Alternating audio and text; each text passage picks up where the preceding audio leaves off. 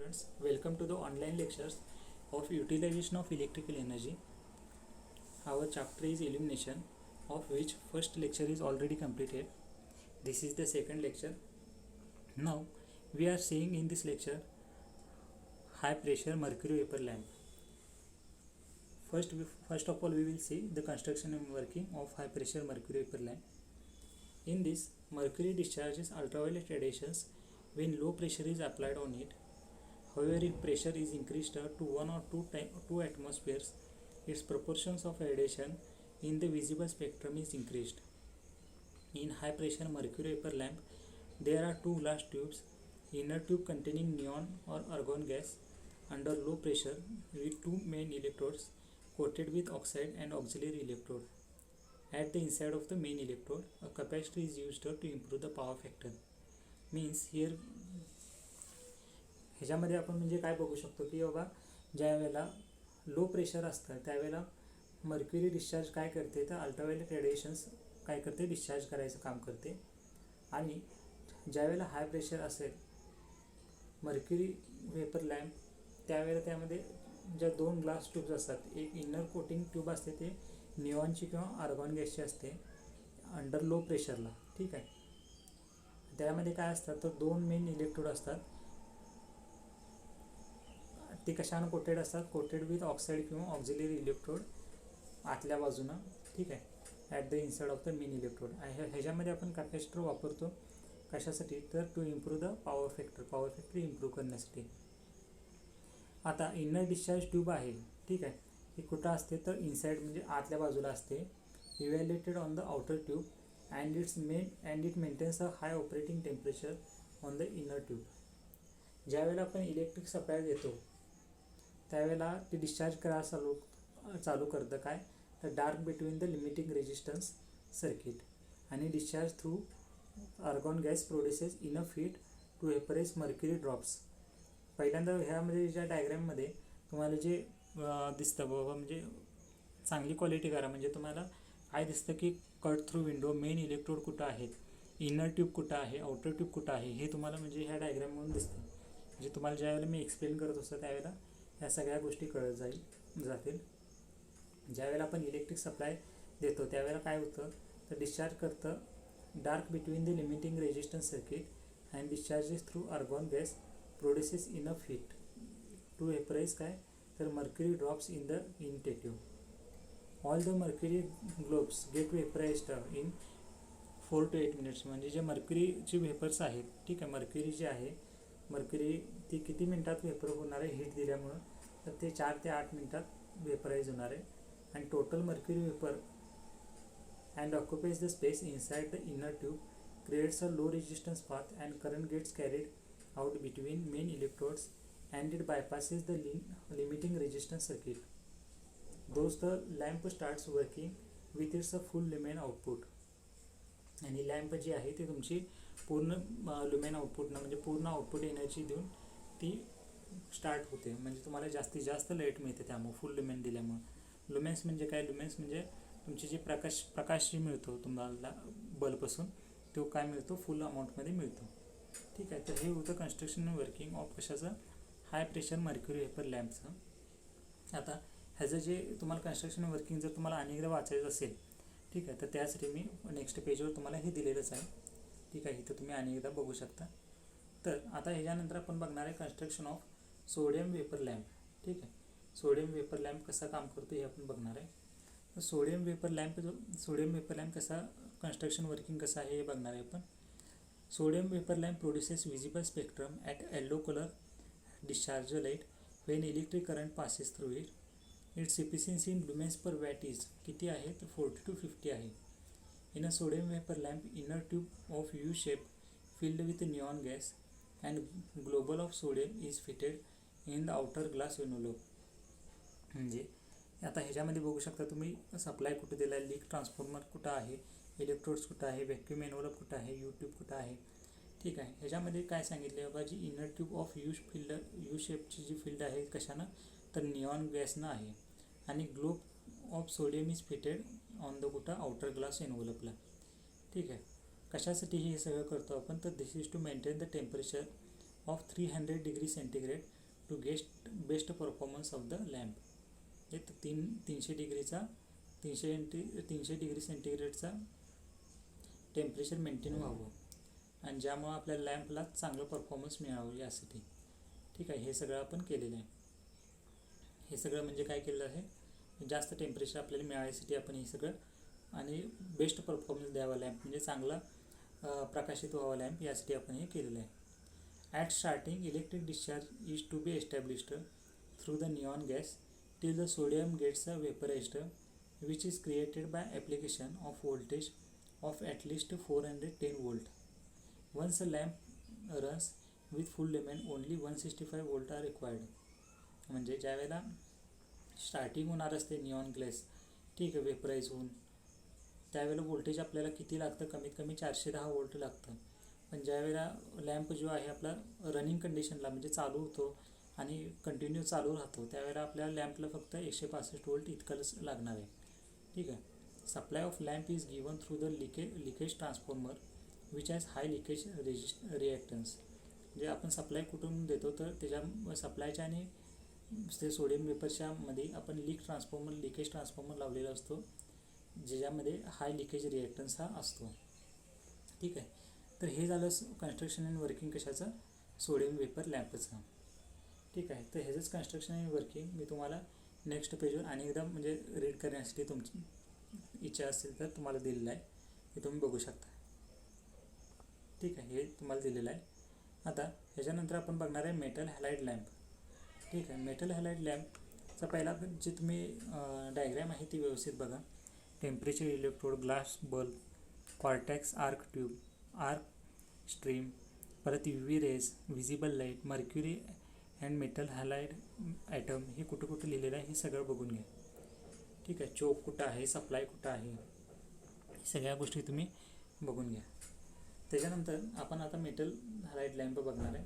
तर ह्याच्यामध्ये काय construction working of metal halide lamp कसं आहे, तर metal halide lamp this lamp consist of metal halide salts like indium, thallium, sodium iodide with argon gas and pressurized mercury vapor inside the glass discharge tube.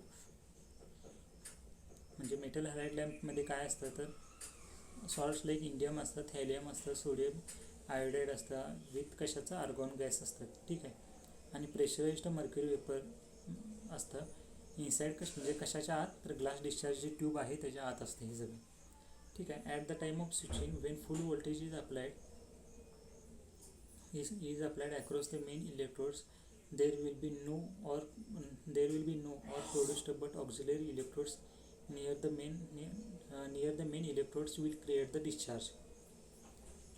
Bimetal switch which shorts the starter electrode and creates an initial arc between the main and auxiliary electrodes which heats up the metal halide salts. Resistance connected in series. ह्याच्यामध्ये बघू शकता तुम्ही resistance जो आहे तुमचा सिरीजमध्ये connected आहे with an auxiliary electrode limits current at initial conditions. Now there will be discharge first in the argon and then in the mercury. The small amount of mercury vapor helps to establish the main arc formation between the two main electrodes via metal halide vapor, and after 5 minutes lamp will start delivering full light.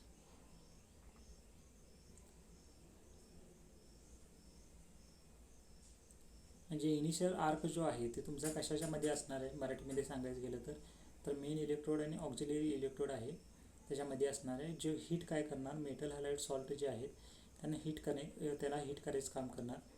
Resistance connected असणार कशाच्यामध्ये कशाला तर auxiliary electrode आहेत त्याला connected असणार आहे. ते काय करणार आहे तर लिमिट करणार आहेत करंट. इनिशियल कंडिशनला जो करंट असतो त्याला काय करणार थांबवण्याचं किंवा लिमिट करण्याचं काम करणार आहे.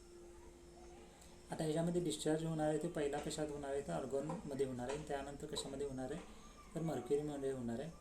आता मर्क्युरीमध्ये काय होणार आहे तर स्मॉल अमाऊंटमध्ये मर्क्युरी वेपर होणार म्हणजे मर्क्युरी वेपर होणार. त्यामुळे काय होणार मेन आर्क जो आहे त्याच्यामध्ये मेन आर्क एस्टॅब्लिश होणार त्याच्यामध्ये. ठीक आहे. त्यामुळे काय होणार दोन मेन इलेक्ट्रोड्स आहेत व्हाय मेटल हॅलाइड हे काय करणार वेपर होणार आणि 5 मिनिटानंतर लॅम्प काय होणार लॅम्पची जी फुल लाईट आहे, ठीक आहे, ती फुल लाईट पडायला चालू होणार 5 मिनिटानंतर. तुम्ही बघितलं असाल मेटल हॅलाइड लॅम्पचे, तुम्ही बघितलं असाल म्हणजे जे मोठे मोठे रात्रीच्या वेळेला शो असतात किंवा लग्न कार्यालय हे असतात, ठीक आहे, त्यावेळेला बाहेरच्या बाजूला आपण हे लागलेले असतात किंवा डॉल्बी DJ असतात गणपतीच्या वेळेला, अशा वेळेला पण हे लावलेले तुम्हाला दिसतात, ठीक आहे, मोठे मोठे बल्ब जे मेटल हॅलाइड्स लावलेले असतात.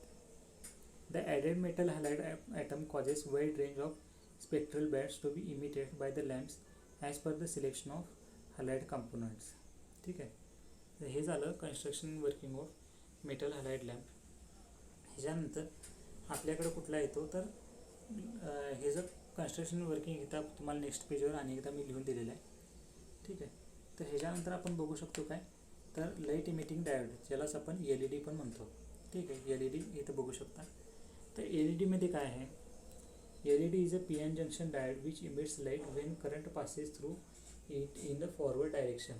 LED मध्ये काय होतं, LED हा PN जंक्शन डायोड आहे, तो काय करतो which emits light when current passes through in the forward direction. Forward direction म्हणजे ज्यावेळेला करंट पास करतो त्यावेळेला ह्याच्यामधून लाईट पडायला चालू होते. The combination of electrons from N type material and holes from P type material releases the heat and light energy. आता combination जे केलेलं असतं आपण इलेक्ट्रॉन्स N टाईप मटेरियल जे होल असतात आणि P टाईप मटेरियल रिलीजेस काय करतात तर heat and light energy release करायचं काम करतात. The recombination of the electrons occurs at P type material. So to achieve maximum emission of light the anode is deposited with P type material. The cathode made of gold film and placed at the bottom of the N region, which also helps in reflecting the light to the surface.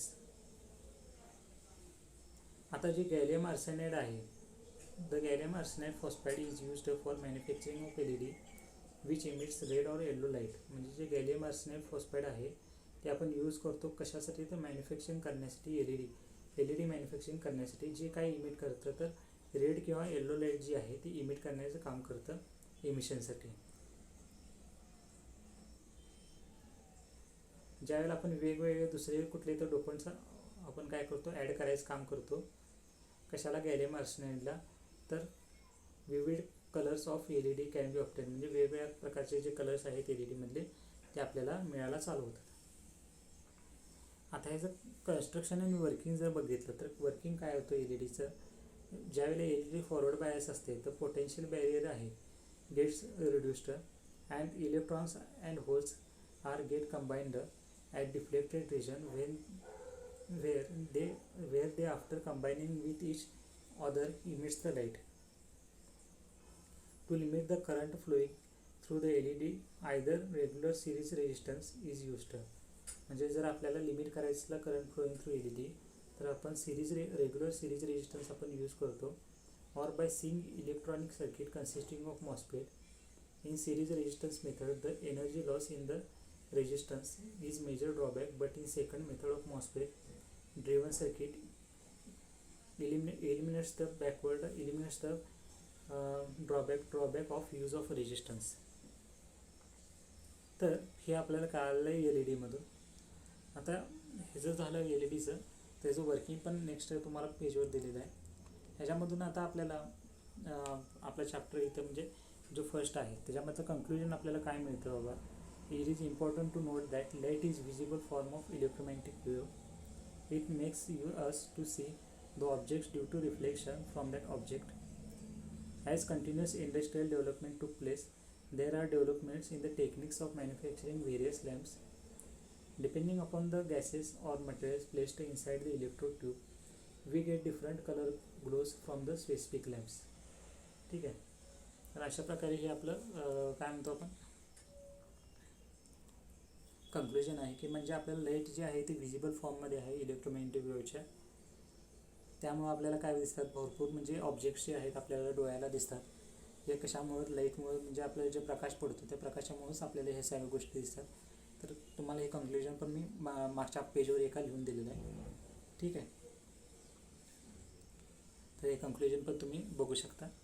तर अशा प्रकारे आजचं lecture आपल्या इथं थांबवत आहे आपण. Thank you everyone.